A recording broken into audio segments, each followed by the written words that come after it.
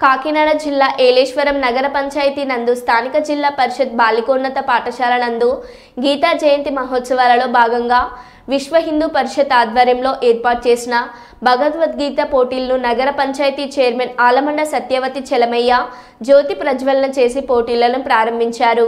పోటీల్లో గెలుపొందిన వారికి నాయకుల చేతుల మీదుగా బహుమతులను ప్రదానం చేశారు.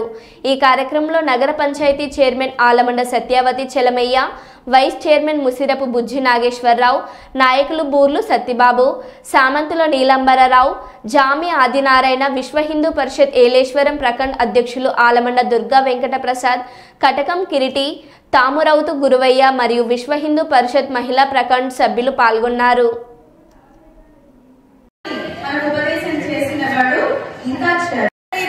ప్రమాణం చేయిస్తారు.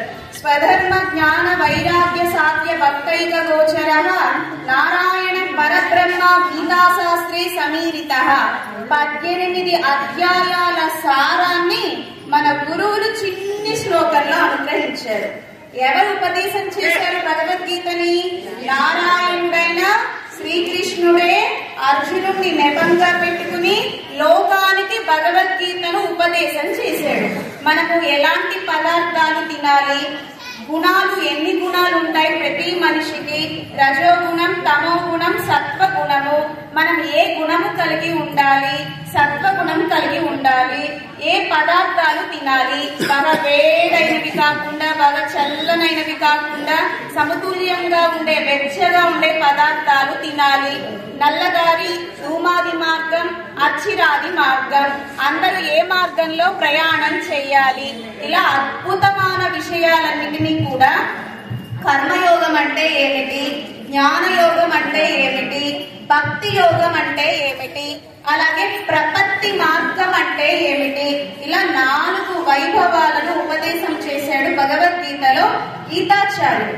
కనుక మొదటి ఆచార్యులు ఎవరో తెలుసునా?